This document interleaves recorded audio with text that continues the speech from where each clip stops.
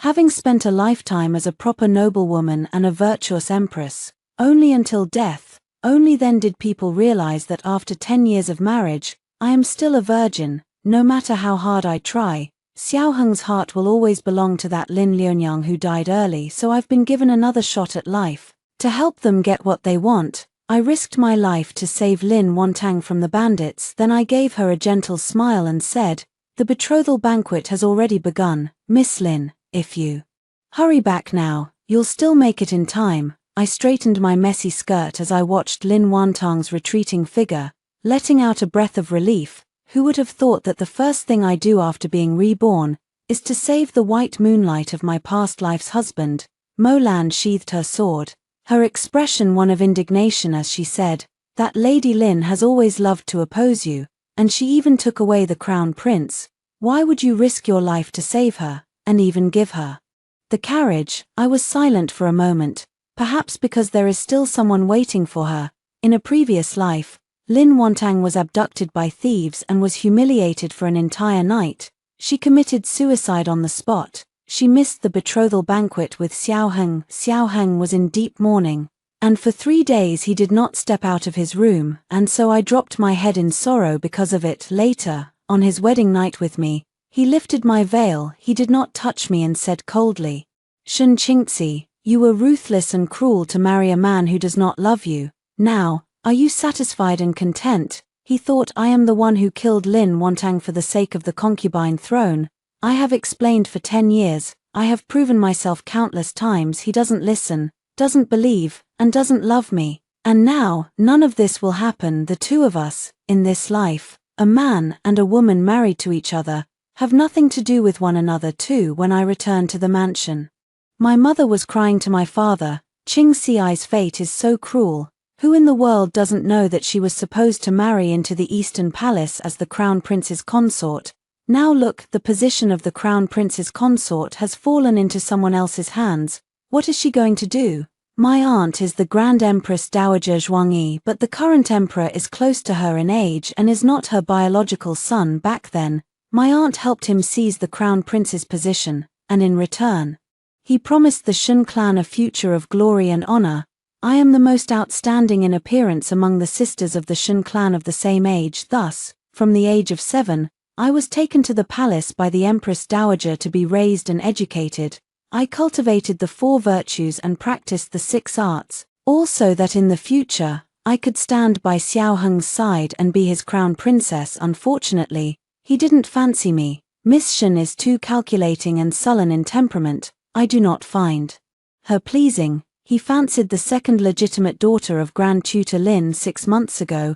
He pledged a military oath before the emperor and the Empress Dowager for this matter.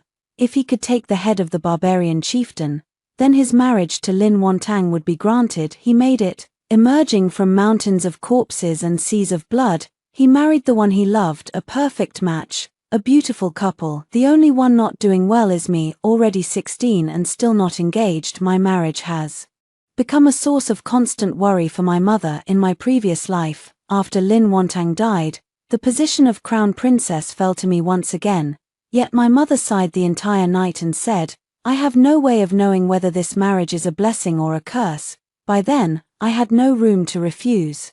The rise and fall of the entire Shen clan, my aunt's expectations, and the heavy weight of the imperial edict, all of it pressed down on me. Thinking of this, I stepped forward and gave a faint smile. Mother does not need to worry about her daughter. I have already made other plans for this matter. He remarried. I also have someone I wish to marry. 3 The next morning, I accompanied my mother to the jewelry shop. She wiped away her tears and said, "My Qingxi is blessed with such exquisite beauty. Don't you worry, your mother will find you a fine husband." She hadn't taken what I said the night before to heart. She was convinced that I had been infatuated with Xiao Heng, and that losing him must have left me heartbroken. I also did not tell her the person I want to marry. If I did tell her, she would probably faint on the spot in fright. Not long after entering the shop, the butler summoned us, saying something happened at the mansion. Mother did not allow me to follow, and took 2 maidservants and went back first. I could only idly start looking at the jewelry, but just as I picked up a pair of purple jade lotus earrings, another voice rang out, "Royal brother, I want those earrings. I looked toward the sound. It was Xiao Heng's younger sister, Princess Ningen. She shot me a glare. This princess saw this first. With her willful and spoiled temperament, she had caused me no small amount of trouble across both this life and the previous one, but every time, Xiao Heng just stood by and watched coldly. Shen Qingzi, in this world, you cannot have your cake and eat it too. Now that I've secured the position of empress, these humiliations and grievances are mine to bear. I've really endured it my entire life, diligently and conscientiously managing the imperial harem, striving to be a virtuous and dignified empress in the end. In both the court and the harem, apart from those two siblings, no one had a single bad word to say about me. I suppose that in this life of mine, even without love, in the annals of history after my death, there should still be a line of praise to my name. Yet Ningen ruined it all. She stood by my sickbed and, feigning carelessness, lifted my sleeve, pointed at the cinnabar mark on my arm, and said, "You've been married to His Majesty for 10 years, sister-in-law. How is it that you're still a virgin even on your deathbed?" In an instant, the hall fell into chaos.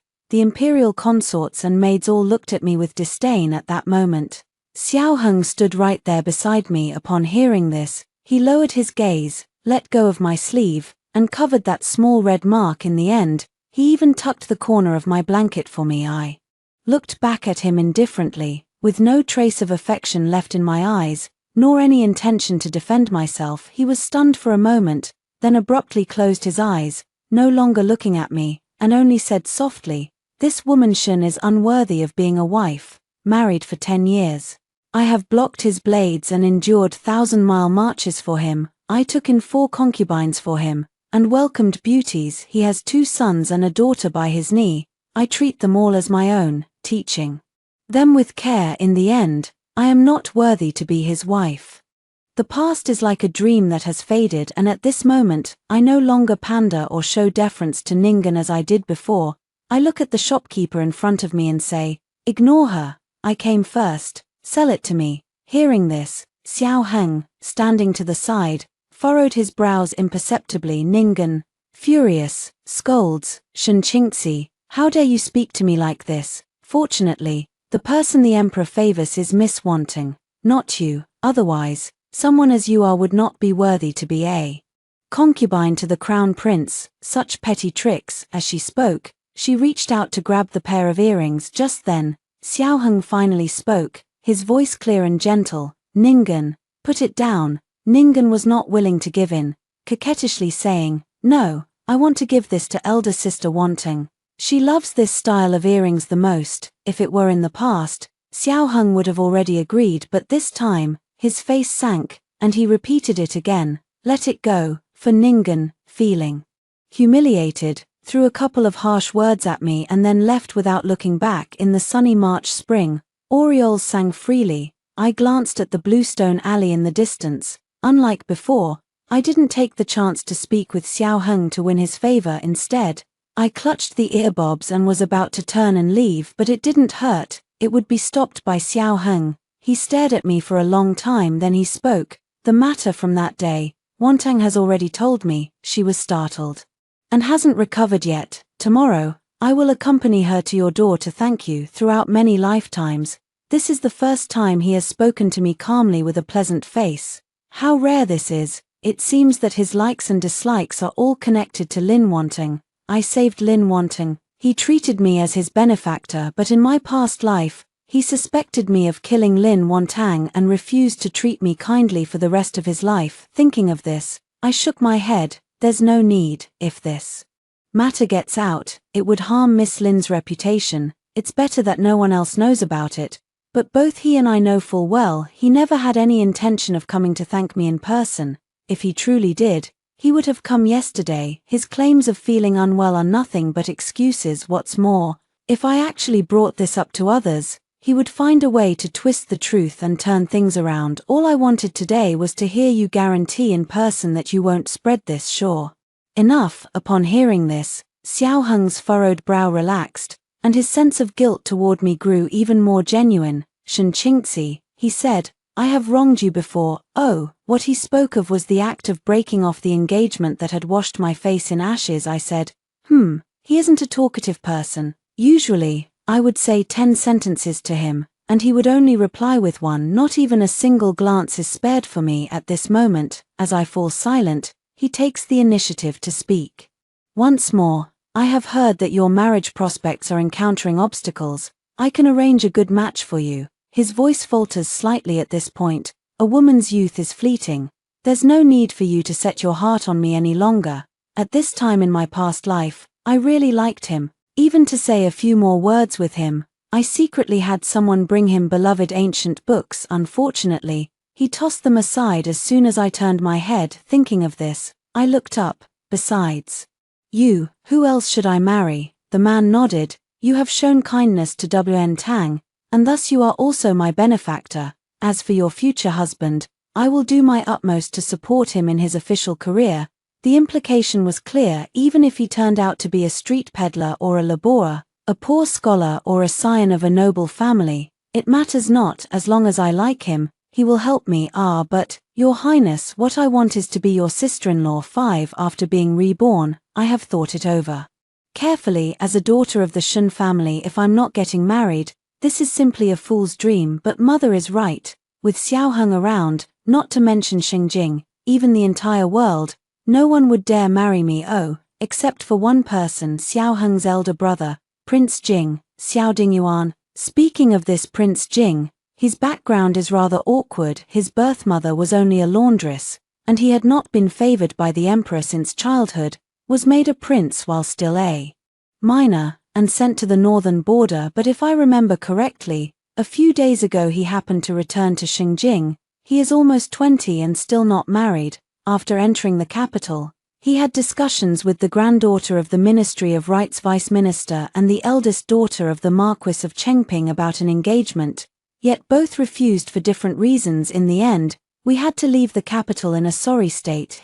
Our situations are truly too similar. Why wouldn't it be a good match? But I didn't tell Xiao Heng about these plans. Why would he ever take my matters to heart? Finding a husband for me was probably just empty talk, but I hadn't expected. The next day, he actually cornered me at the tea house. He handed me a booklet. Take a look. I took it and found that it was thick, detailing the families and lives of more than 10 men, even writing down how many rooms of concubines they had in their backyard. More importantly, I recognized the handwriting on the top.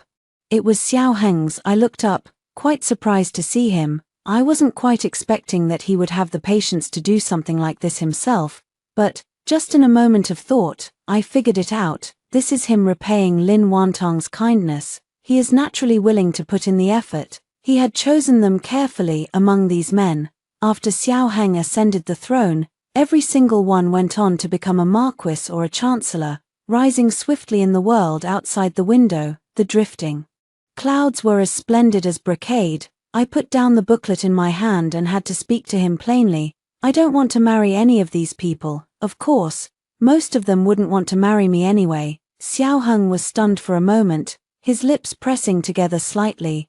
Could it be that you look down on these people because you still have feelings for me?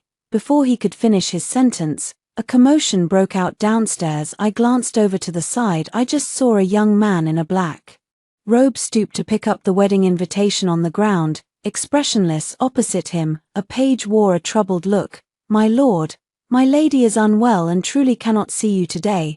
This marriage arrangement, I'm afraid, won't work. I glanced at the plaque on the opposite manor, the Marquis of Pingping. It seems this is already his second rejection. Turning my thoughts back, I heard a trace of light laughter spill from Xiao Heng's throat. Perhaps it was after we sat opposite each other and shared a cup of tea. When he spoke to me, there was a bit more sincerity.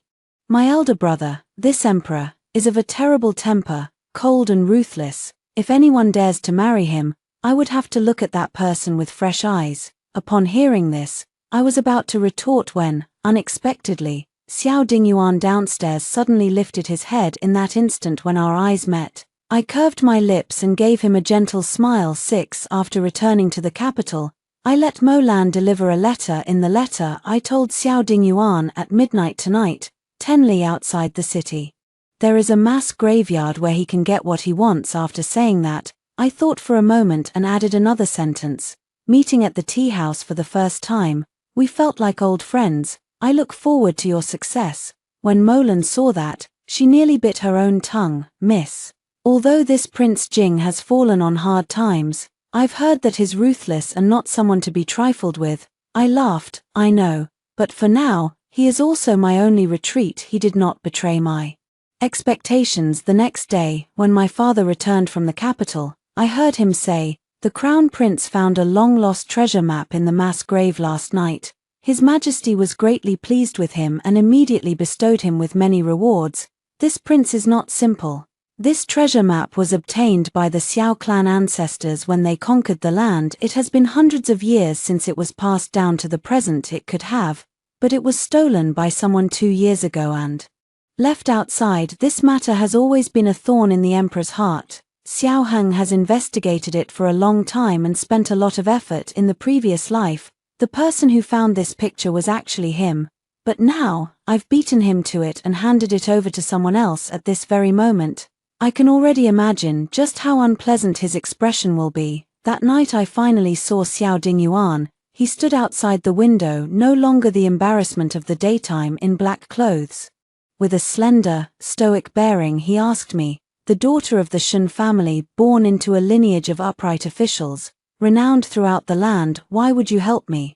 I smiled. Was I not clear enough? I've taken a liking to you, and I want to marry you. His expression remained cold, with a faint trace of mockery.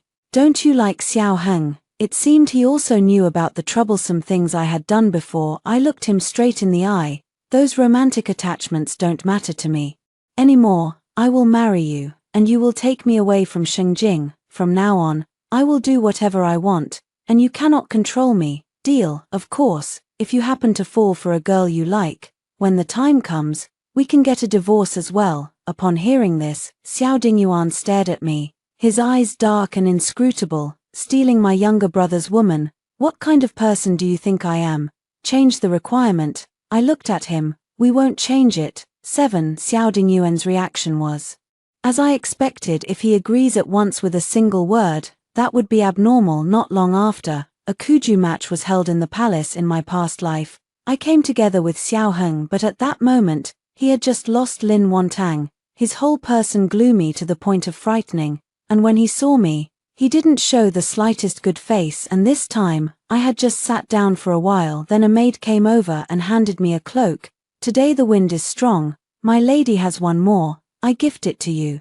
I raised my eyes and saw Lin Wantang. She smiled at me, a hint of courtesy in her eyes. I have sparred with her for so long, I never thought that, one day, she would show me such an expression. Beside her stood Xiao Heng, whom I hadn't seen for several days. He remained dignified and gentle. He also gave me a light nod. In this state, one could hardly tell at all that he had just been robbed of the astonishing feats. We have been married for many years. I understand him. The more still and quiet he is, the more uncomfortable he must be inside. Upon thinking of this, I felt somewhat exhilarated. Xiao Dingyuan has also come, has been following the emperor all along. I heard the noblewoman beside me quietly teasing the long princess of the peaceful era.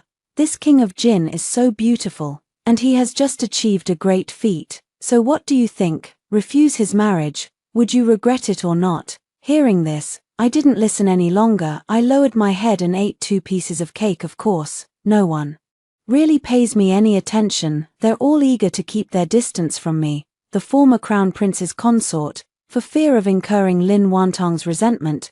But when I looked up again, my eyes met Xiao Dingyuan's gaze. He was staring at me intently. His hand rested on the jade pendant at his waist. One by one, the swaying was a bit dizzying. In this Kuju match, Xiao Heng did not take the field. Instead, it was Xiao Dingyuan who came out on top and stole the show. 8. Everything was going smoothly.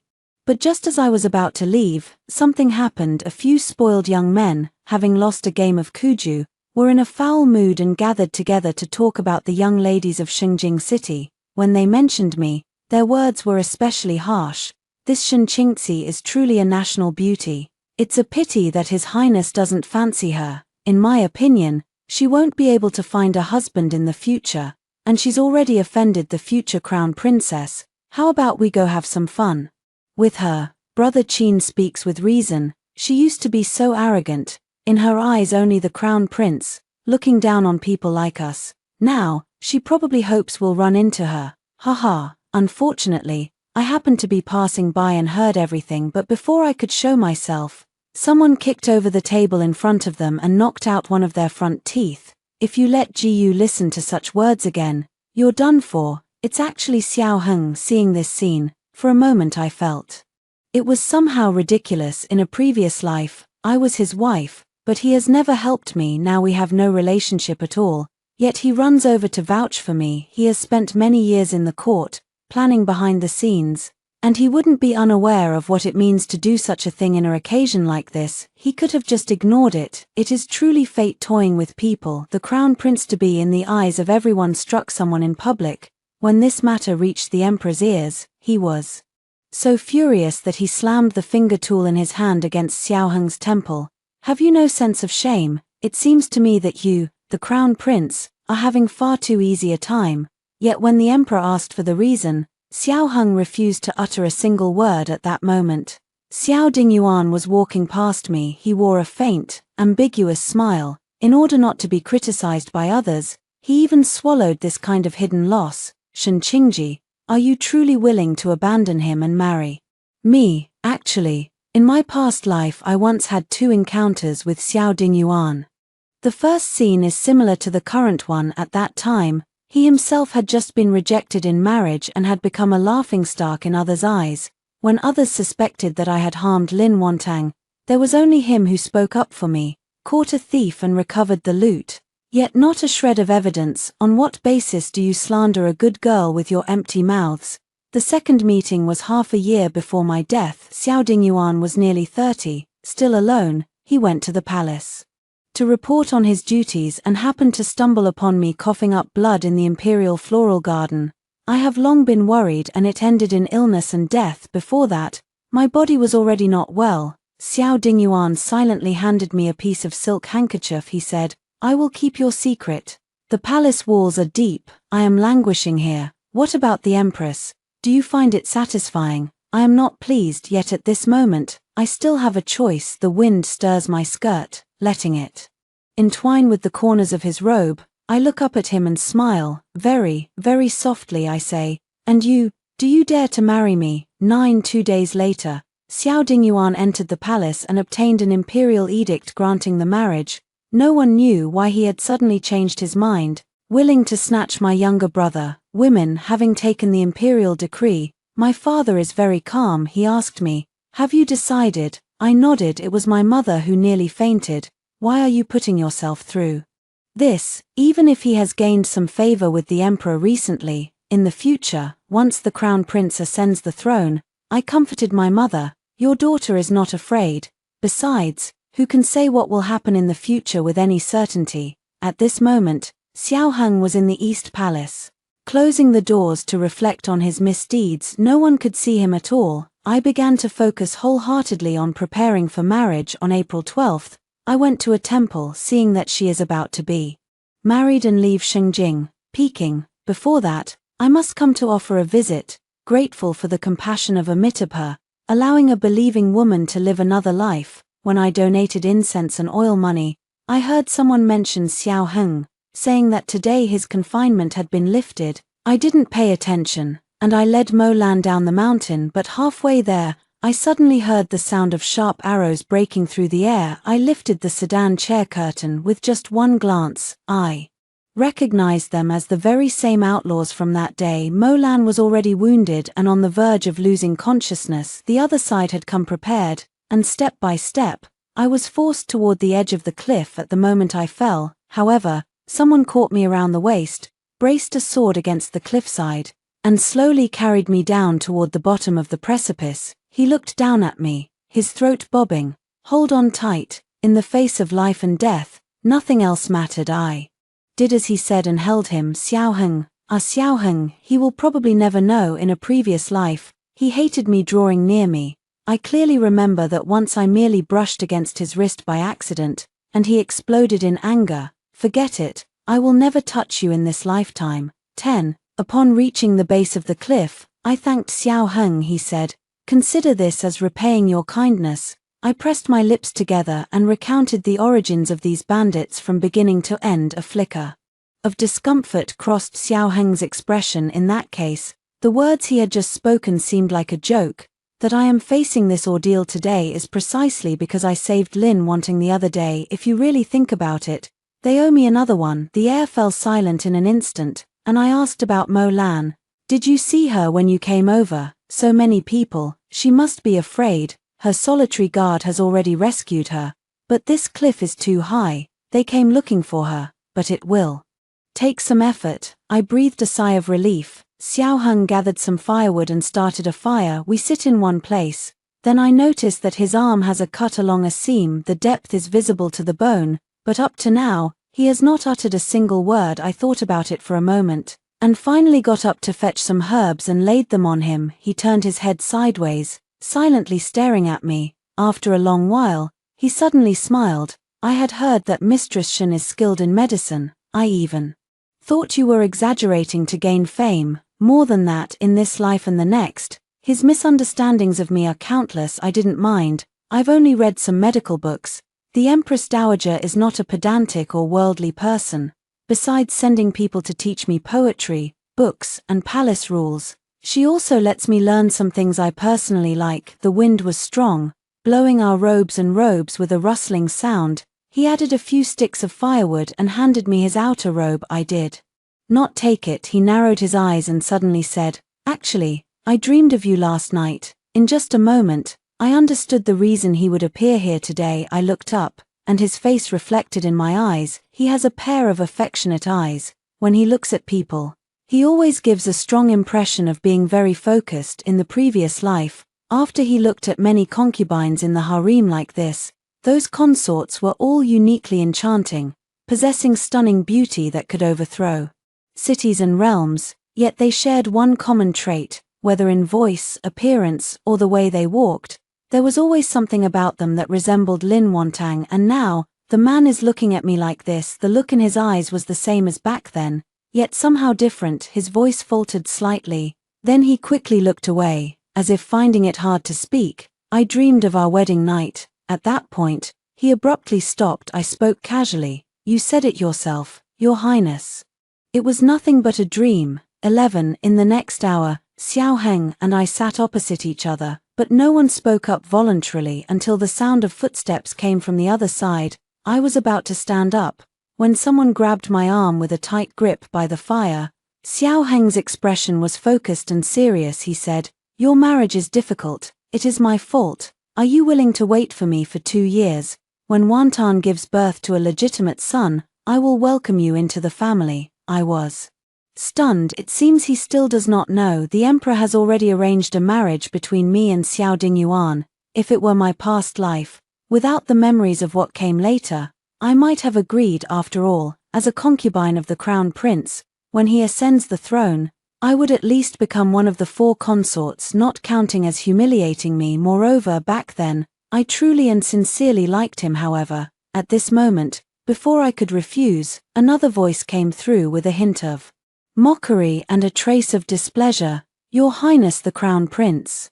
No matter what, Qingxi is still your future sister-in-law. Isn't it a bit inappropriate for you to be pulling and shoving like this?" As soon as the words fell, Xiao Heng's expression darkened abruptly. His force grew stronger. "What does this mean, future Empress consort?" I brushed off Xiao Heng's hand and looked him straight in the eye. Word by word, "Your Highness, Jing Wang and I will be getting married next month. Are you happy for me?" Xiao Heng stood in place, unable to speak for a long time until he saw me and Xiao Dingyuan standing side by side. Only then did he almost grit his teeth and say, "Joy." 12. Xiao Dingyuan is returning to the north. The wedding date was set very hastily. Looking back at Xiao Heng and Lin Wantang, the Empress consulted the Tianjin Bureau over and over and chose a good day for them. Half a year later, I have visited the harem and met the Empress Dowager a few times. She pulled me and kept sighing. "Originally I hoped to bring you into the palace to accompany your Lao, to accompany Mai. There were 2 times when Xiao Heng was also present. We spoke very little. His expression when facing me was more solemn than ever, and even more unfathomable. The Empress Dowager said to me, "Have you two been up to something sordid again?" She knew full well that I had saved Lin Wantang. Mo Lan is a martial maid sent to me by the Empress Dowager. I shook my head. No, the Empress Dowager pondered for a moment. Could it be that he regrets it and has developed feelings for you? At that point, she looked a bit troubled. Forget it, since you're both already married. I won't dwell on this any further. I just hope that with his temperament, even if he does take a liking to someone, it doesn't cause any trouble. Before the wedding, Lin Wantang hosted a flower viewing banquet. She sent me an invitation. I attended the banquet as promised in a place where no one could see. She solemnly kowtowed to me twice. Your Highness, I've looked into those bandits. They were people my father once crossed paths with while investigating a case. I never thought they'd come to resent you as well. But don't worry, they won't trouble you again. Hearing this, I was taken aback. You've already figured it out. Lin Wantang nodded. Yes, after I returned. I always felt that one of the person's features looked familiar, so I drew it up and entrusted Your Highness to investigate. Moreover, even if I didn't draw it, as long as there is a will, there will always be another way to find out clearly. 6. Lady Lin has a superb skill in painting and calligraphy. In her past life, after she died, because of Xiao Heng, her paintings spread like wildfire in Shengjing, drawing nobles and dignitaries to flock to them. Her paintings fetch a high price every time they're sold. More people will curse me. Envious, with a heart like a viper. I've heard words like these countless times in my previous life. After learning of this, my mother often regretted it and said that I had married the wrong man. Not long after, she passed away. As for me, it took a very, very long time to dispel those rumors and restore my reputation. Right at this moment, blue sky and bright daylight, a clear universe, I couldn't help feeling a little moved to tears. So it turns out it was this simple. But in the previous life, no one would believe me. 13. Xiao Heng was busy with official duties and did not attend the banquet. In the middle of the banquet, a maid came over to tell me, my master invites you to the garden to take a stroll and unwind. As soon as I looked, I realized Lin Wantang really wasn't at the table. I thought she might have forgotten to tell me something earlier, so, without suspecting anything, I followed along. But the moment I stepped into the garden, someone dumped a bucket of cold water on me. My clothes were soaked through in an instant. I looked up and saw Princess Ningen. She looked down on me with a cold sneer. Imperial brother has been rather cold to Sister Wn Tang lately. This princess heard that you spent several hours together with him at the bottom of the cliff. Was that your doing? Sister Wantang is generous and magnanimous. I won't hold it against you, but I must properly teach you a lesson on her behalf. I grit my teeth. What business do you have meddling in the affairs of an engaged couple? Do you have feelings for Lin Wantang or Xiao Heng? At that point, I raised an eyebrow, but it seems either option is pretty heretical. Ningen, provoked by me, rushed over to slap me in the face, but in the next instant, her wrist was caught by someone. Leave. Ningen paused. Imperial brother. Xiao Heng frowned. In a few days the foreign delegation will come to request a marriage, and the candidate for the harmonious princess hasn't been decided yet. If you keep acting like this, I'll send you away. Ningen was frightened and fled, crawling away. Only after the surroundings fell quiet did Xiao Heng's gaze fall on me. A trace of anger flashed in his eyes. There was something that was hard to explain or make clear. This matter, I will give you an explanation. I nodded. He looked at me, wanting to speak but hesitating. Recently you. Before he could finish his sentence, Lin Wantang hurried over. She took me to change clothes. When I left, I could feel a look lingering on me. 14. Not long after, the chosen match was decided. It was Princess Ningen. When I heard she had left the capital, Xiao Heng stood on the city tower all night. After that, we met a few more times, but we never spoke. He nodded at me and smiled. I never cared about him either. That day, in the Empress Dowager's palace again, he must have gone insane for some reason, and he spoke of wanting to hear Ping Sho Luo Yang.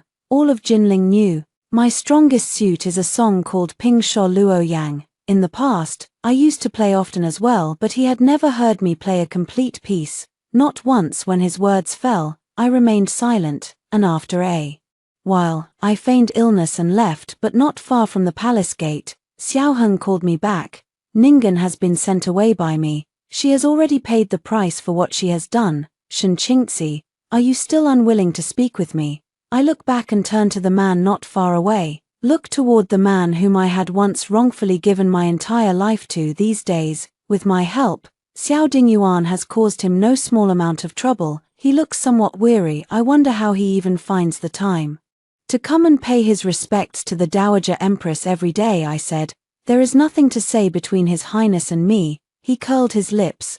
Do you really have to marry him? I nodded. He chuckled. Do you know what people out there are saying about you too? I said I did. They say Xiao Dingyuan picked up the woman Xiao Heng rejected, and I picked up Xiao Dingyuan, who was turned away at the door by daughters of two noble houses. I said, so what? Xiao Heng let out a heavy sigh. He looked at me. After a long while, he spoke slowly. Just go ahead and get married. You may not care about these matters, but I do. In less than 2 days, I heard that several storytellers were ordered not to mention this matter again. There were a few who spoke harshly, and they were tongued. 15 When I got married, the ceremony was very grand. Xiao Heng gave away a lot of things. Even outsiders were somewhat surprised. These two brothers clearly were at odds, yet Xiao Heng was so generous with his actions. The efforts of Xiao Dingyuan in these days have not been in vain. On our wedding day, the emperor granted him a writ of exemption from death. Everyone with discerning eyes knows who this is defending against. But unexpectedly, Xiao Heng's expression wasn't displeased. He simply and very calmly attended the grand wedding. But that night, when he returned to the Eastern Palace, he violently coughed up a mouthful of blood. Even he himself could not make it clear exactly why, and soon after, I went north with Xiao Dingyuan. When we left, Xiao Heng had been sick for more than 10 days and had never left the Eastern Palace. Not long after reaching the north, a new emperor ascended the throne. I asked Xiao Dingyuan, do you want that position? He said, sitting in that position means being forced by fate. I don't like it. Surprisingly, Xiao Heng did not marry Lin Wantang. Instead, he betrothed her to someone else. That person, as it happens, rings a bell. That very name appeared in the booklet Xiao Heng had written earlier. I vaguely recall that the back courtyard of this person's home was very quiet, and the household rules were not particularly strict. It could be considered a good place to settle down. 2 months after Xiao Heng ascended the throne, memorials urging him to appoint an empress and expand the harem had piled up like a mountain. After Xiao Dingyuan learned of this, he also submitted a token memorial. Half a month later, the emperor approved it. Get lost. Xiao Dingyuan clicked his tongue in annoyance and said with a smile, he's also strange. Before, for that Lin Luniang, he was desperate to the death. Now, if he says he won't marry, he won't marry. But in the next moment, he couldn't help but burst into laughter because it was sent together with that receipt. There was also a letter from Shenqingzi personally. It was made clear that it was for me. 16 I opened this letter under the lamp. The first line, he said, Your Majesty the Empress, I never imagined that the hardships of these past days were all inflicted by you. Just this sentence. My hand trembled, nearly lost composure. Xiao Heng has also regained memories of his past life. The second sentence, he said, never mind, none of this matters anymore. Finally, he asked me, are you safe? I burned this letter to ashes. It didn't take long for me to notice that every time Xiao Dingyuan went out, he would come back covered in injuries. I was furious. I immediately thought, who did this? But before I could confront Xiao Heng to get to the bottom of it, a war broke out in Shurobei. I spend my days tending to the wounded. At the same time, Xiao Dingyuan and I are growing more in tune with each other. He said to me, actually, do you remember, when you were 7, you gave me a bottle of Jinchuang medicine and a plate of pastries? I froze, searching in my memory for a long time. Only then did I remember that indeed there was such a thing. I remember that boy used to always fight with people, so pitiful. He looked extremely frail at that time. I had just entered the palace and, being raised by my mother to be overly compassionate, I secretly gave him some wound medicine and pastries. Snapping back to the present, I looked at him. It's you. No wonder he had spoken up for me and defended me in my past life. 17 That day, I had just returned to my tent and was about to light a candle but was suddenly interrupted by a voice. His voice was heavy and low. There is no need to light a candle. I have something to ask you. The surroundings were pitch black. I sit down and say, go ahead, I am about to take you with me now. Are you willing? After we returned to the palace, I will reassign you a new identity. I say, I am not willing. He suddenly stands up, voice hoarse, Shinchingzi, 10 years as husband and wife. Do you have no more affection for me at the end? In that instant, I was a bit dazed, I don't know why, but I subconsciously felt the question he wanted to ask before I died in my past life was actually the same one. I said, no. The next moment, someone seized my shoulders. I shall ask you once more, not even half a trace. I repeat, no. In the next moment, he smiled slightly. You probably do not know yet that this battle was a great victory. The Prince of Jing is on his way back, and I ordered men to set an ambush at his must-pass path. If you agreed to return with me, perhaps you could spare his death. Hearing this, my gaze briefly turned fierce, and after removing the hairpin from my head, I was about to stab it into his neck. Xiaoheng, do you have to be like this? After I was reborn, I saved Lin Wantang for you, and I remarried far to the north. I have already done this much. Why do you have to treat me this way? He spoke coldly. You are willing to kill me for him. Tears welled in my eyes. Yes. I've wanted to do this for a long time. In this life, he is my true husband. Yet, as these words fell, I heard a sigh. He raised his hand and wiped the tears from my face. Enough, I was just scaring you. After he left, I sat there for a long time. Only then did I light the candle. I thought about the words he had said before leaving. There's no ambush. I was just messing with you. I brought you quite a bit of gold, silver, and land deeds on this trip. Also, the Grand Empress Dowager asked me to find out when you'll return to visit her. 18. In the second year of marrying Xiao Dingyuan, I became pregnant. He was so overjoyed he wanted to announce it to the whole world. After giving birth, we went back to Shenyang together. I visited the imperial palace. The Empress Dowager told me, Xiaoheng often went to see her. It's just a pity that you already have children. While he has so many women in his harem but not a single offspring, many people are suspicious the emperor is ill, he can't have children. When I left the palace gates, I looked back instinctively, and at the corner, I caught a glimpse of a bright yellow hem. I let out a sigh. I continued to move further outward. This person, for the rest of their life, we probably won't meet more than a few times outside the palace gates. Xiao Dingyuan is waiting for me. I walk toward him. He smiles at me. Qingzi, it is the prime of spring. Feelings can be entrusted, but the past is gone. That's the end of the first story. Don't go away. What follows is even more exciting. By nature, I am an extremely death-fearing survivalist, yet by some twist of fate, I was reborn into the family of the most upright and unyielding censor-in-chief in the entire capital. Father is notorious for being stubborn. To remonstrate the emperor even unto death, he had already bought a coffin in advance and placed it in the hall. Anyang is a valiant daughter of a loyal military family, always ready to take up her sword and charge into battle, willing to die on the battlefield for the greater good of the nation. Big brother spends his days impeaching nobles and making enemies everywhere, while second brother, in order to defend an isolated city, vows to live or die with it. I'm the only coward who dug 10 escape tunnels at home and even wears 3 layers of soft armor to sleep. I sleep every night with a map of escape routes in my arms, always suspecting I've been mistreated by this group of lunatics who are ready to chop off my head at any moment. Until today, a noble feeling. Lone girl arrived at the door with half a blood-stained letter, claiming she is the true eldest daughter of the censorate's household. I was so excited I nearly kowtowed to her on the spot. I knew it. What kind of person hides under the bed at the sound of thunder? How could I possibly be the flesh and blood of a bunch of reckless loyal ministers like these? Let's get the blood kinship test done right away.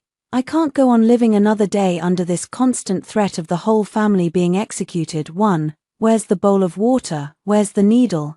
I am more proactive than anyone else, snatching the tray from the servant's hands. Dad, hurry, please come quickly. Dad walked over, his gaze complex as he looked at Shuanghua. Dad pricked his finger, a drop of blood falling into the bowl. Frosthua also bit her finger and pricked it. Everyone stared intently at the small white porcelain bowl. 2 drops of blood slowly drew closer in the water, then perfectly merged into one. It worked. Great. I turned around and ran, sprinting back to the room in 3 steps, shouldering the 3 big bundles that I had already packed. Shuanghua was stunned as well. She didn't expect this development. Susan, what are you doing? Moving houses. I stuffed the list of the warehouse keys, the legitimate daughter's talisman, and 36 sets of four-season clothes all into her hands. By the way, this is for you.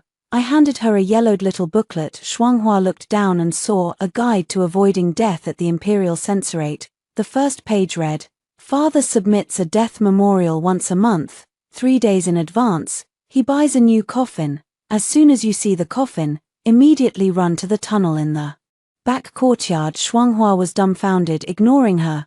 I hoisted the bundle over my shoulder and stepped out the front gate. Then, a pair of hands tightly clamped around my legs. It's Dad, the Grand Justice of Imperial Halls, a veteran of 4 dynasties, hugged my little legs and wailed, Sweetheart. Daddy is sorry for you. It's my fault. Dad, I couldn't give you a stable home, and you've suffered unfairly. You can't leave. If you walk, it'll cost Dad his life. I kick away my leg. Dad, let go.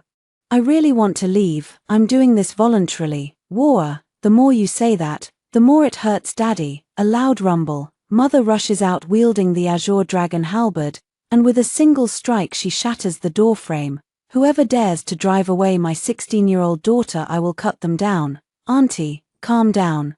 No one is forcing me. I'm running away on my own. Shuanghua's face turned completely dark. She gave a cold laugh. Fine, very well. I'm going to report this to the authorities right now. Report to the authorities. Wouldn't that alarm the Emperor? Once the Emperor takes notice of the censorate, given how often Father usually submits impeachment memorials against him, our entire family would likely be packed off to the Imperial prison before the night is over. Terrified, I quickly grabbed Shuanghua's arm. Don't go to the authorities. What he's saying is right. You are the true eldest daughter of the family. This home is yours. The money is yours. It's all yours. The eldest and second brothers just happened to come back. The eldest brother patted his chest. One is my own biological sister. The other is my sister I raised for 16 years. We will keep both of them. Second brother directly grabbed my burden and forcibly opened it, and then 10 gin of sleeping powder, 5 sets of night clothes, 3 copies of Survival Guide for the Wilderness, and a homemade first aid kit scattered all over the ground with a clatter. Mother's eyes reddened. Nan has packed clothes for the night in advance. This is planning to go begging. I was pushed back into the room in a flurry and hurry too in the middle of the night. At the 3rd watch and a quarter, all the lights in the whole prefecture are out. I groped in the dark to lift the hidden door under the bed and crawled into tunnel No.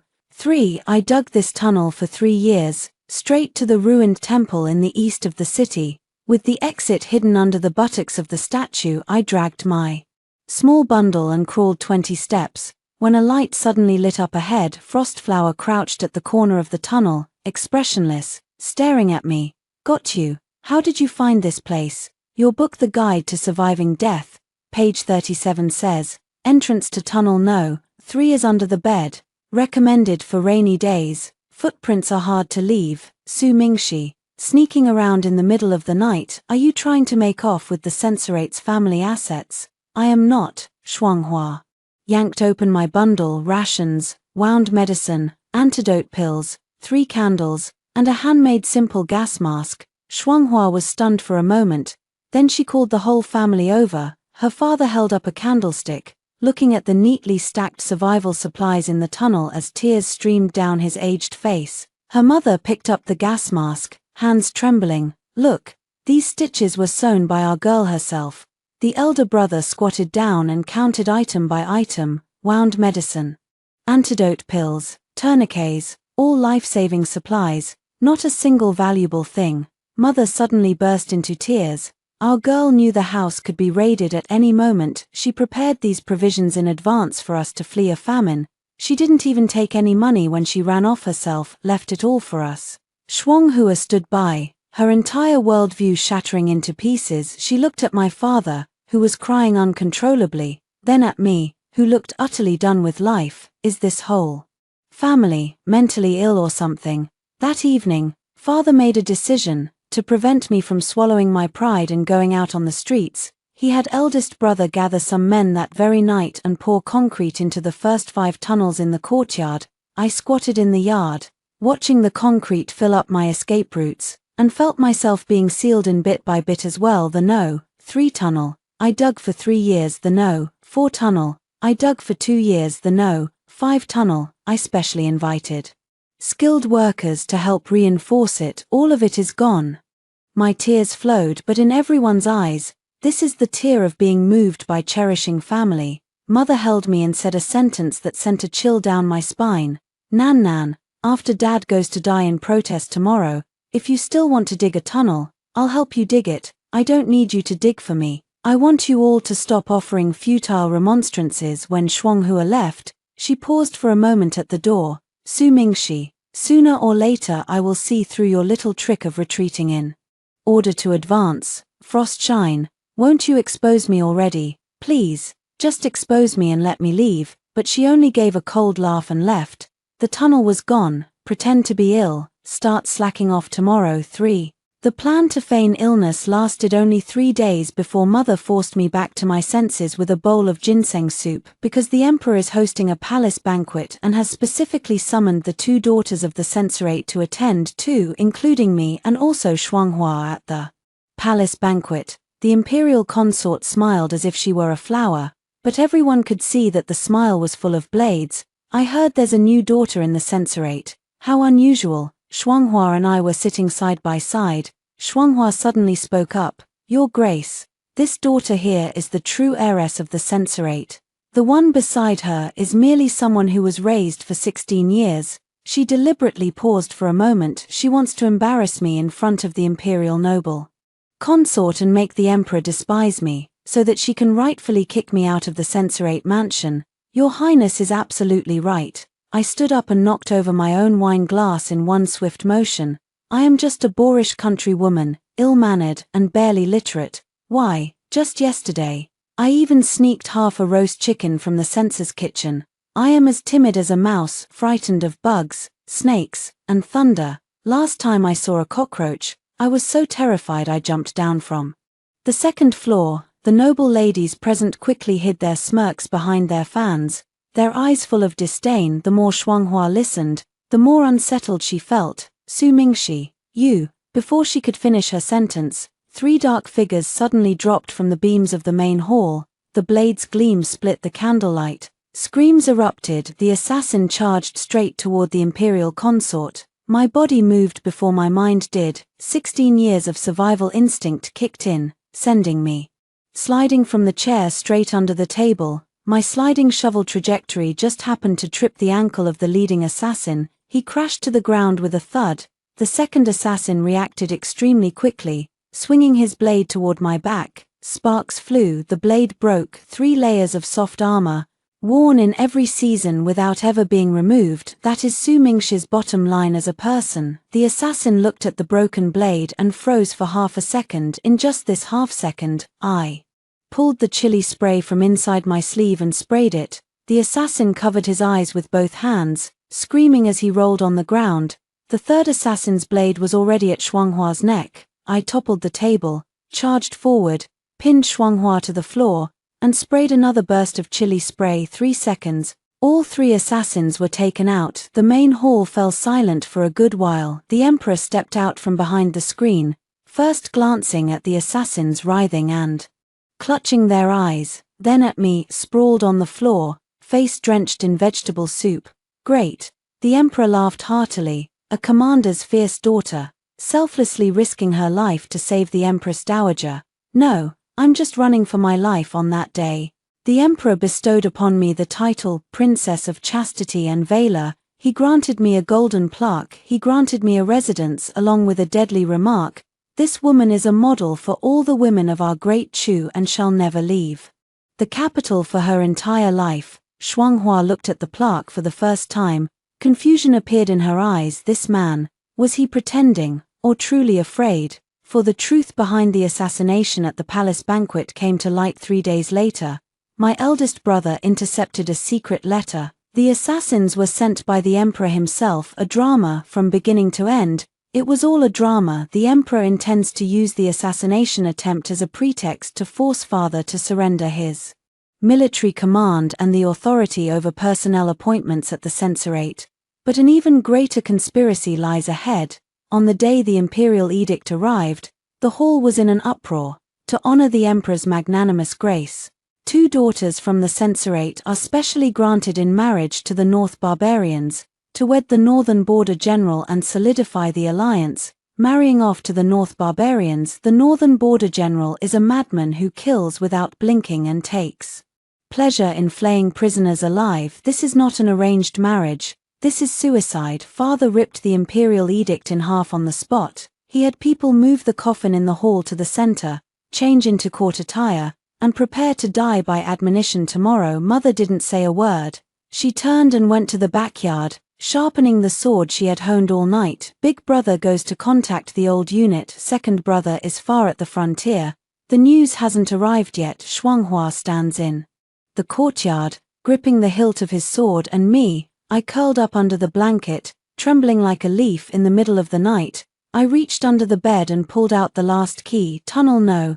10, the ultimate escape route I had spent 10 years digging out alone, with just a shovel. The entrance is located in the dry well beneath the rockery in the back garden. The exit is in a hunter's shack 30 li outside the city. The entire passage is reinforced with wooden supports, with air holes every 50 paces. Even father does not know of the existence of this passage. I changed into my night clothes, shouldered my final escape pack, and crawled into the dry well. I crawled forward step by step. Halfway through, a dull tremor came from the ground above, the sound of horse hooves, many hoofbeats. I crouched beneath the air vent and looked up. Countless torches illuminated the street outside the censorate. The Imperial Guards, at least 3,000 Imperial Guards, surrounded the censorate to seal it off completely. And then I heard the sound of Frost Flower. She was dressed in her wedding clothes, holding a sword, standing at the main gate of the censorate. If you want me to marry,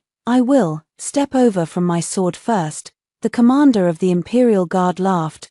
No one in the censorate will survive today.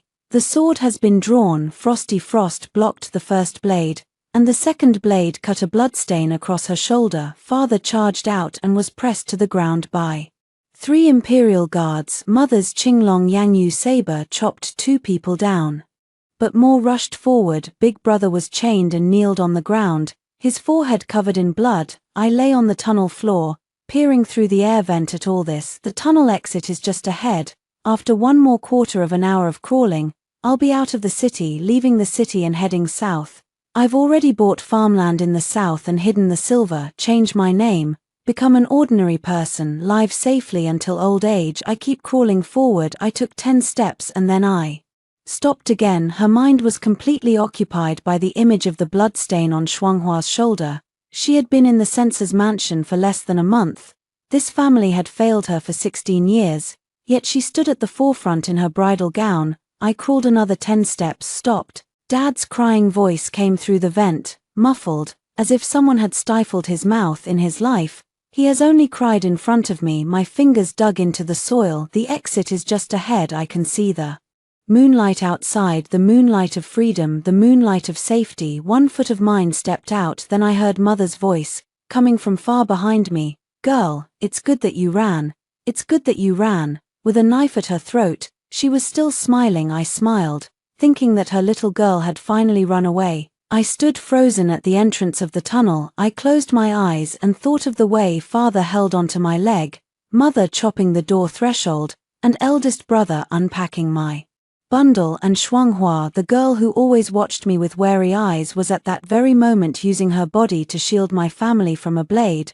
I stood outside the city of freedom. I let out the loudest curse of my entire life. I fucking owe you lunatics. I turn around. From the bottom of my escape bag, I pull out my most prized possession, 10 enhanced storm of pear blossom poison needles, 6 homemade smoke bombs, 2 bottles of potent pepper spray, the full arsenal of the ultimate Turtle King. I kicked open the tunnel cover and burst out of the ground from right under the Imperial Commander's feet. This time, assuming she isn't running, I'm afraid of dying, but that doesn't mean I won't kill. 5. A poison dart hit the commander of the Imperial Guards right in the neck, his eyes wide open. He collapsed to the ground with a thud. Everyone looked at me as I emerged from underground with disheveled hair, face covered in dirt, holding a poison dart launcher. Another one who's going to die, Deputy Commander. drew his blade and slashed at me. I turned around and ran. While running, he threw out a smoke grenade. Yellow smoke enveloped the entire front courtyard of the Yusha mansion, making the Imperial Guards cough and cry, throwing their formations into disarray. This smoke was made by me mixing chili powder, sulfur, and lime in a specific ratio. It was originally used to cover my escape. I charged into the smoke, grabbing Frostflower by the collar. "Come with me, Su Mingxi. Didn't you run away, Les?"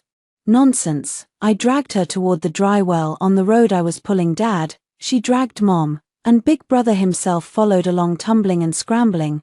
The 5 of us jumped into the dry well, sprinting along the tunnel all the way. 500 steps later, the tunnel suddenly opened up. A brightly lit underground space appeared before us all. 6 stone chambers, a storehouse packed with grain, an entire wall of weapon racks, holding long knives, short crossbows, poison darts, slingshots, and caltrops in the corner. There is even a well and a simple kitchen. The whole family stood still. Dad's voice trembled. "Daughter, are you planning to rebel?" I pressed the frost on the stone bench, rubbed the dirt from my face with a sour expression.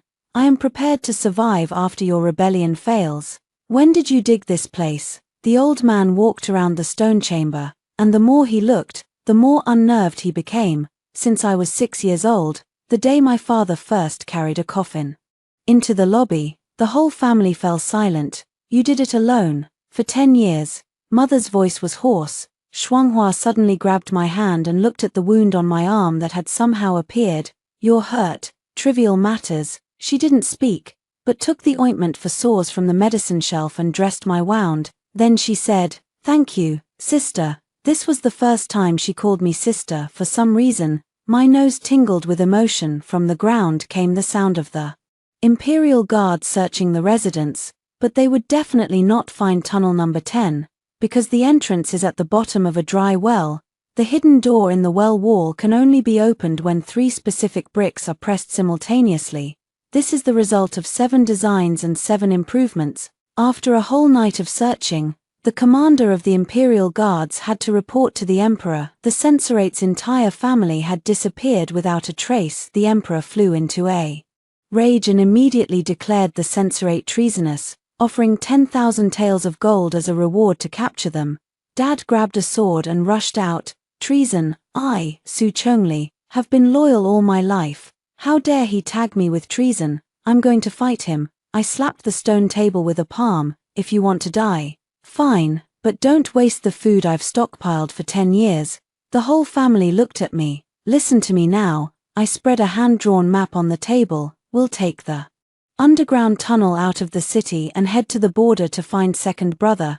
The reason was simple. Second Brother had soldiers under his command, the border was far from the capital, and the Emperor's reach wasn't that long, and furthermore, I pointed to the escape route marked with red dots on the map. These 17 markers along the way are safe houses I've spent 5 years setting up in various locations. The whole family looked at me in astonishment. Father opened his mouth, but in the end, only one sentence came out. "Are you sure this child isn't really my own flesh and blood?" 6. It took 2 days to leave the city. On the night of the 3rd day, we hid in the first safe house 40 li outside the city to take a rest. This safe house is a small countryside courtyard I bought when I was 12 under the alias Su Xiaokao, and the cellar stores enough cured meat and water to last 3 months. Shuanghua laid that half-sealed blood letter on the table and looked at it again and again. This blood letter was given to me by my adoptive father before he died. He said it contained my origins, but only half of the letter. He didn't have time to give me the other half. I glanced at the yellowed piece of paper. "Shuanghua, give me the blood letter." She hesitated for a moment, then handed it over. I took a small bottle of iodine and a small bottle of rice water out of my portable medicine kit. First, I brushed the iodine over the blank spaces on the blood-written letter. Nothing happened. Then I brushed on the rice water. A faint bluish-purple font appears on the white paper, steganographic ink. Someone wrote another passage in the blank space of the bloody letter using steganographic ink that only becomes visible with a special reagent. I leaned in to discern it. In the 12th year of Yong'an, the Emperor sent secret guards into the Censorate to swap the daughter at the wet nurse's place. The true heiress was thus cast out among the common folk, to be used as leverage against the censor, if Su Chongli dared to remonstrate again. His true flesh and blood would be eliminated without a trace.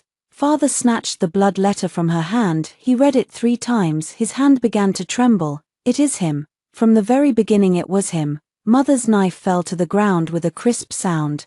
All my family has been loyal and righteous, and he actually used my child as leverage. 16 years of Frostflower's suffering, roaming among the common people, living under someone else's roof, eating food from 100 households, wearing clothes from 100 households. It is not an accident, it is the emperor's work. Shuanghua clings to her mother, weeping bitterly. Mother cry too, father cry too. Big brother punched the wall with one fist, hitting the earthen wall and cracking it. I stood in the corner, pinching that bottle of iodine, watching my family break into tears. My nose stung badly after crying.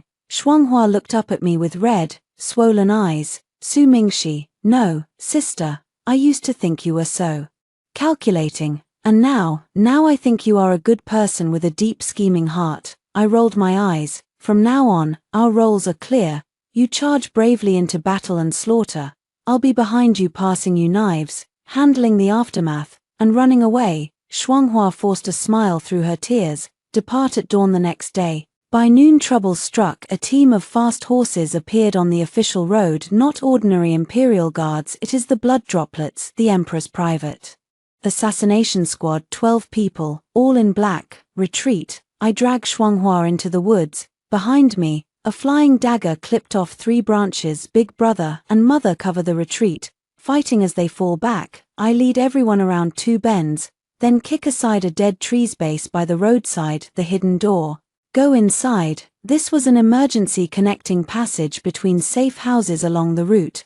Although only 30 paces long, the exit was hidden behind a rock face on the far side of the stream. After passing through the passage, I pulled the rope at the exit. A dozen pre-embedded canisters of chili powder inside the passage exploded simultaneously.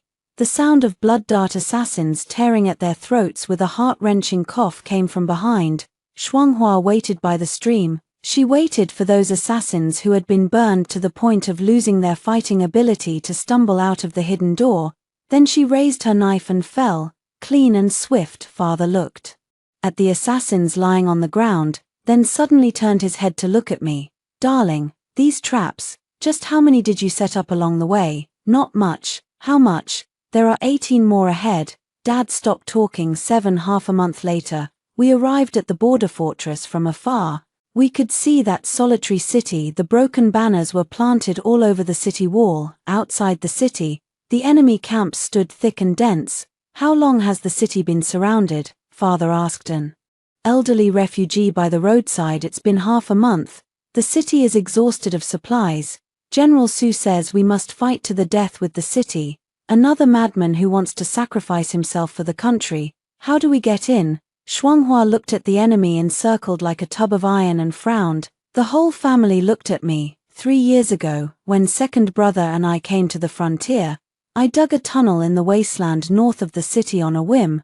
The family was already at a loss for words. Eldest brother, why? Just in case. This tunnel wasn't long, only 200 paces. The entrance was beneath a fake burial mound in a cemetery outside the city. Who would ever dig up a dead man's grave? The exit is beneath the floor of the grain storage within the city with my whole family, right under the enemy's noses. I swaggered straight into the cemetery, lifting the coffin lid. I jumped into the tunnel, and when I came out I was already inside the city. Second brother's empty bowl clattered to the ground the moment he saw us in the granary. Dad, Mom, older brother, how come you all? He looked around, his eyes reddening, then he saw the frost and frost flowers.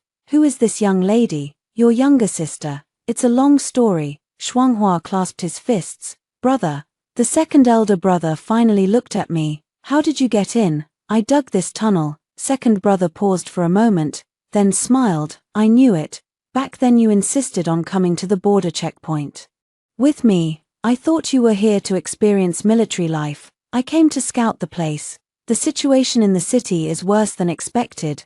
The garrison is less than 800, half of them are wounded. There is enough food to last only 3 days. Second brother pointed outside the city and said, the enemy general has issued an ultimatum, attack the city tomorrow, and if we fall, there will be a massacre. Dad draws his sword, fight to the last man and the last horse. Mother raises her knife, wrapped in horsehide and buried with honors, or to the ground, a horsehide shroud. Big brother clenches his fist, hold. Shuanghua draws her sword, kill. Here we go again, the scene of the loyal and glorious family competition. Second brother looked at me and said, third, I know you're afraid of death. You take mom and dad and retreat through the tunnel. I'll stay behind to hold them off. I looked at the exhausted soldiers on the city wall, then at the common people hiding silently in their homes, too afraid to make a sound, and finally at the family of lunatics in front of me who looked ready to die for their country on the spot. Then I unzipped my incredibly heavy ultimate survival kit, the one I had carried all the way from the capital to be precise. It was an arsenal. 20 gin of improved gunpowder, 30-time fuses, 100 crossbow bolts fitted with barbs, plus 6 barrels of super lubricant and 10 bags of itching powder. The family stared at me as if I were an arms smuggler. Why run? I stacked the gunpowder into neat bundles and looked up at my second brother. I've been hoarding this treasure for 10 years. Figured I should use it at least once. Just follow my orders. Shuanghua will lead the troops to lure the enemy from the front. First brother and second brother, guard the city gate. I'm going to do what I do best on the city wall. What is it? Set a trap. 8 in the early morning. The enemy beat their war drums. 30,000 troops pressed forward against the city wall. Scaling ladders went up, and the first wave of enemies began to climb. I had already coated the outer wall with 3 full barrels of super lubricant. The soldiers had just crawled halfway up, when their hands slipped and they all fell down onto the ground, fell all over the floor. They got up and continued climbing. Just as they touched the ramparts, fine powder rushed toward them. Itchy powder, inhaled through the nose. It triggers an unstoppable itch all over the body. The soldiers dropped their blades and frantically scratched themselves. They scratched and scratched until they rolled off the city wall. The people underneath were crushed as well, and got some itching powder on them. From 1 to 10, 10 to 100. The place below turned into a large-scale communal exfoliation event. The guards on the city wall were all stunned. Second brother's adjutant trembled as he asked, Girl Susan, what is this military tactic of yours? Escape tactic, render the enemy unable to fight, then run away. Only today. There's no need to run, it's to push instead. Shuanghua, in her red robes, stood at the city gate, holding a long blade. The enemy soldiers who had barely climbed onto the wall were knocked over and disoriented by itch powder and lubricant, having no strength to resist in front of her. Her swordplay was quick and fierce, clean and sharp. When she had cut down the 20th person, she shouted to me, Sister, on the left, received. I pulled the hidden rope on the left side of the city wall. 10 rapid-fire heavy crossbows, which I had modified overnight, fired simultaneously. The bolts, tipped with barbs and a slight coating of venom, fanned out across the left side of the wall. The enemy troops who climbed up were shot into pincushions. The battle had lasted for 2 hours. The enemy commander finally could no longer sit still. He personally rode his warhorse and charged over with his bodyguard unit. Everyone, follow me, crush this city. 50 paces in front of the city gate, I had dug out the ground. A thin layer of soil and turf covers it above. When the general's warhorse stepped on it, it collapsed with a thunderous crash. The horse and rider fell into a 30-foot deep trap. The bottom of the pit was covered with caltrops. The commander broke a leg on the spot, watching for the right moment from the city gate. Shuanghua grabbed a rope and swung down. A single slash. The commander's banner pole snapped. The enemy general has been captured. All the defending soldiers shouted in unison. Outside the city, 30,000 enemy troops initially saw their morale crushed by lubricant and itch powder, then were knocked out by poisoned arrows and traps, and the commander was captured alive, a group of dragons with no leader. Second brother decisively opened the city gates and led the remaining 300 cavalry to charge out. Shuanghua, Frost, followed closely behind, targeting 300 to 30,000, but the other side is no longer an army, they are 30,000. Pitiful people itching to die, a great victory. The enemy army retreated 100 li in defeat. The titles counterfeit princess and god of war true princess resounded across the land after this battle. Before I could even celebrate, news came from the capital. The emperor dispatched 100,000 troops, with the prime minister personally overseeing the campaign. The goal is not the frontier, it is this lonely city, it is us. 9. The expeditionary force of 100,000 soldiers will arrive outside the city in 3 days. Leading the troops is Chancellor Zhao Chongyi. Dad impeached his old rival whom he had been feuding with for 18 years, taking advantage of the fall of the inspectorate. This old guy killed off all of Dad's former colleagues in the capital.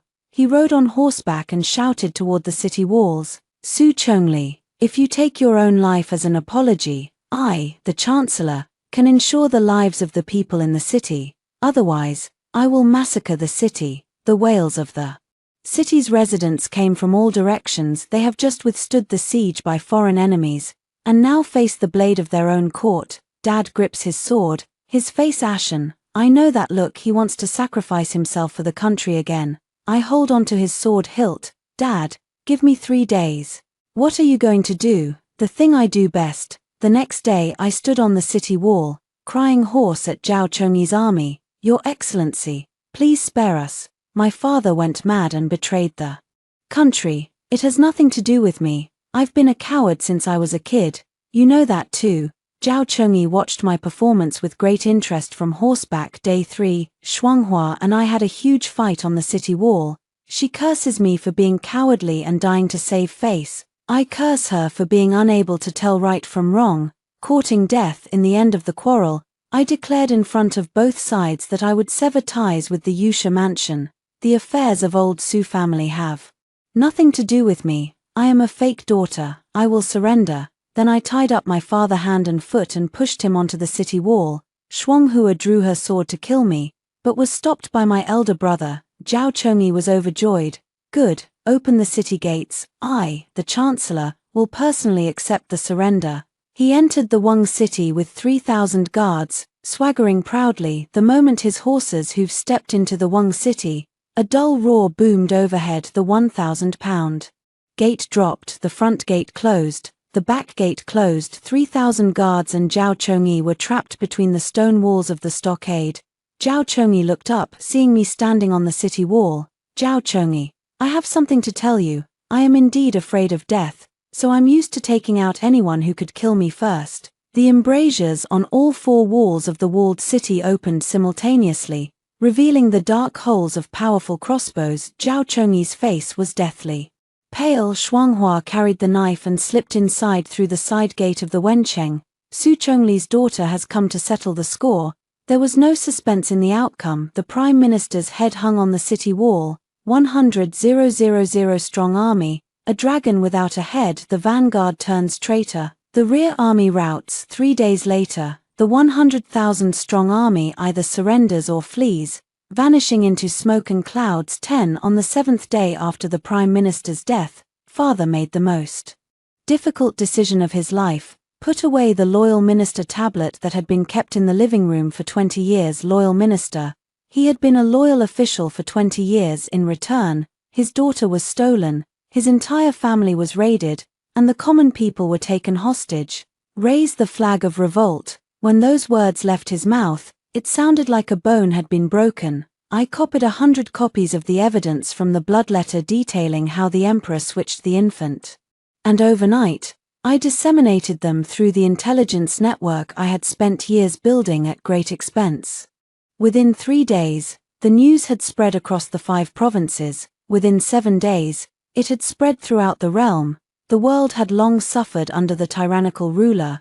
Various uprisings rallied in unison, but what truly allowed us to advance rapidly was not the manpower. I spent 10 years buying safe houses and hoarding supplies across Chu. These strongholds formed a complete supply line. From the border to the capital, one of my secret outposts was stationed every 50 miles. Grain, weapons, medicine, horses, everything was available back then. I set up these outposts as a means of escape. Now, they have been repurposed into strategic resources for marching and fighting wars. Daddy asked that question again. BB, How much did you spend in total, Dad? I invested all my 16 years' worth of red envelopes money, allowance, and the profits from secretly selling medicinal herbs. How much? Probably 40,000 taels. Father nearly lost his footing. The army swept forward with overwhelming force. A month later, they arrived at the capital city. The emperor closed the city gates, turning the situation into a trap for a cornered beast. The palace walls are tall and the courtyard deep. Although the imperial guard's morale is low, there are still about 20,000 of them. A direct assault would surely result in heavy casualties.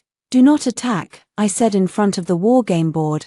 Why? Second brother asked. Because it's unnecessary. I unfolded the last map. The underground structural diagram of the palace is drawn above. When I was 14, I slipped into the palace for 3 days under the pretext of maid training.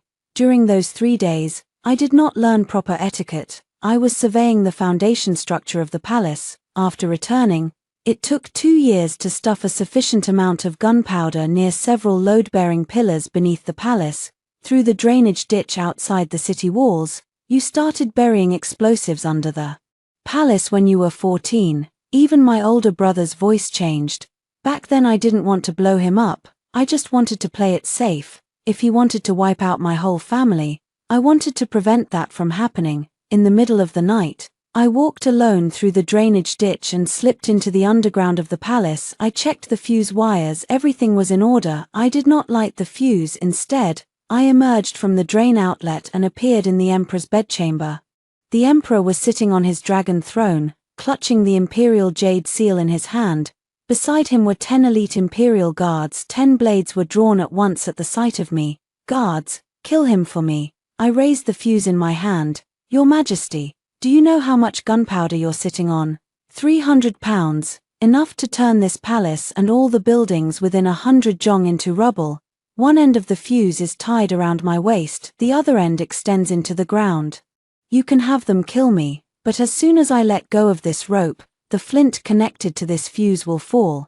Let's go up to the heavens together. The emperor stared blankly at me. Are you insane? I'm not insane. I'm afraid of dying, so I don't want to fight, I don't want to bleed. I just want His Majesty to sign the paper. I pulled out a resignation edict from my bosom and placed it in front of him. Do you want to step down with dignity, or fly away in a blaze of glory? Your choice. The emperor stared at me for a long time. He finally picked up the pen. The sound of the imperial seal being closed was muted and heavy. 11. On the day the new sovereign ascended the throne, a spring rain fell over the capital. I stood on the throne hall wearing 5 layers of soft lamella armor, with a brand new duchess's ceremonial dress over it. I've gained 2 full circles in weight, but my sense of security is at its peak. The new lord is a virtuous prince from a collateral branch of the royal clan, recommended by my father and various righteous armies. The first edict, to restore the reputation of the censorate, to publicly reveal that Su Chongli was loyal and wronged. The second imperial edict, Shuanghua officially acknowledges her lineage, is included in the Su family genealogical records. Titled Protector General, and granted command of border guard troops, the first female general of Great Chu, Shuanghua, dressed in armor, stands straight with her back rigid as she receives the edict in the imperial hall. The third imperial edict, bestow honors upon me, Su Mingshi. New Jun looks at me with keen interest. You have made merits in saving the emperor, defending the city, and quelling the rebellion. What reward do you seek? The whole family is looking at me. Father thinks we should grant a first-rank title and imperial decree. Mother believes we should bestow a desirable husband. Eldest brother and second brother bet whether I would want gold or a house. Shuanghua didn't guess anything. She knows me too well. I dropped to my knees with a thud. Your Majesty, this humble daughter wishes to acquire the plot of land in the southern mountains. What for? To build a private bunker with a moat, 3 underground levels, and fireproof, gasproof, and earthquake-proof capabilities. The new emperor smiled, laughing heartily. He leaned back and forth. Very well. I shall grant you the title of Princess Anping. Bestow 5,000 taels of gold, and 100 bolts of silk. When I thanked him, I heard a murmur of whispering among the civil and military officials behind me. Princess Anping, quite suitable for me after the court session. Shuanghua waited for me at the palace gate. She pulled something from her chest. General seal. Sister, you keep this. I was taken aback. Your military power, my back, she said. From now on, I will fight the world. I'll leave the back to you.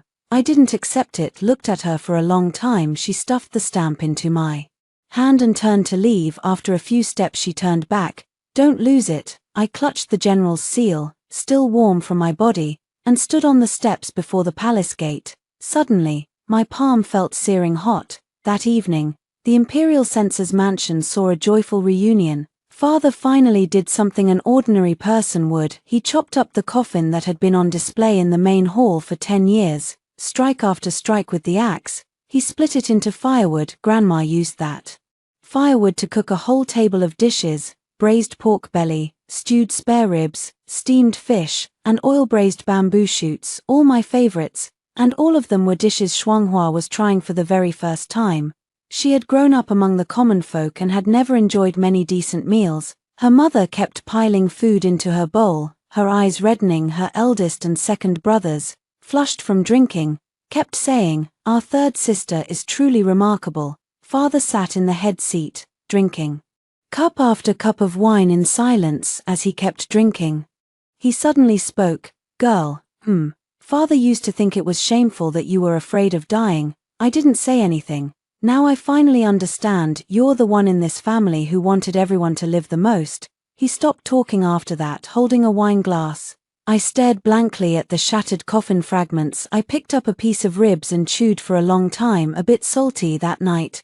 I lay in bed and stared blankly at the ceiling. This group of madmen, actually, they aren't that annoying. I turned over and stared at the moon outside the window for 5 minutes. Then I rolled over, got out of bed, picked up the shovel, and treaded carefully to the backyard. I have already drawn the master plan for the tunnel. Some habits are impervious to change. 3 years later, the censorate mansion has become the most eccentric residence in the capital. 2 beauties in one family. One is a national protector general who commands respect across the land and has never been defeated in battle. The other is the legendary Go King princess, said to have more secret passages at home than the palace has secret tunnels. Frostshine suitors lined up for 3 streets. All of them ended up with broken legs. A few did come seeking my hand in marriage. Most had their eyes on my wealth and the legendary blueprints for those survivors' god tools. I offered the terms for marrying into the family: wear 50 pounds of soft armor every day, participate in disaster drills each month, and dig at least 1 new tunnel every year. No one dared to accept, until that morning. An urgent military dispatch arrived from 800 li away. Unusual movements at the border. An unknown force has gathered a large number of troops and is advancing toward the frontier. The entire family instinctively shifts into combat readiness. Father changes into his court attire and goes to consult with the new monarch. Grandma took the green dragon crescent blade down from the wall. Eldest brother began counting the troops. Second brother sent word from the border that they had entered the highest level of alert. Shuanghua, carrying her blade and donning a red cloak, prepared to set off overnight, and I pressed the alarm for the whole mansion. Then I began to move compressed rations into the tunnel, busy for 3 whole days. On the 4th day, the frontier sent the latest news. It is not an enemy invasion, it is a diplomatic mission from a neighboring country, a large-scale academic investigation team. Their sole purpose is to learn the advanced city defense technology invented by that Duchess of Caution of Great Chu, including but not limited to super lubricant formula, chemical composition of itching powder, design plans for a repeating crossbow, tunnel engineering, and deployment schemes for barbican traps. I was dumbfounded for a long time. Then, my merchant instinct kicked in. 1 month later, the first Great Chu Anping Defensive Engineering College officially opened. Principal Su Mingshi. Courses include urban defense trap design, tunnel engineering, gas mask making, escape route planning, elective courses, soft spine armor cutting and maintenance, advanced pepper spray formulation, practical smoky bomb recipes. The tuition is outrageously expensive, but the applicants stretch from the capital all the way beyond the city gates because everyone wants to learn one skill, no matter what happens, make it home alive. This is probably the best meaning of fearing death. On the opening day, Shuanghua rushed back from the border that evening. The two of us sat atop the city wall drinking wine. She wore a red robe and carried a long blade. I wore 3 layers of soft hedgehog armor, and as usual the sleeves hid the violent rain pear blossom needle. The moon is very large, the wind very light. Below the city are 10,000 homes lit, bustling as if during the new year. Frostinus poured a mouthful of wine and turned to look at me. Sis, are you still afraid of death? I also took a swig. The strong liquor burned my throat, making my eyes sting. I touched the poison needle hidden in my sleeve and gazed at the lit lamps below the city wall. Scared, I say, so, who dares touch you? I'll kill whoever does. Shuanghua smiled. She picked up her wine bowl and clinked it against mine. Below the city wall, eldest brother was chasing after father, trying to snatch his wine flask. Mother was scolding them for wasting good wine. Second brother's letter from the border has just arrived, saying all is peaceful there, and asking if the family could send 2 more gin of preserved fruit. I watch all of this, wearing my 3-layer soft hedgehog armor, with my storm pear blossom needles tucked away. Behind me is the 11th tunnel I've just dug. After some thought, I really should dig another new one. That's all for today's story. If you enjoy this video, please give me a like and subscribe. If you have any suggestions, feel free to leave a comment below. See you in the next video.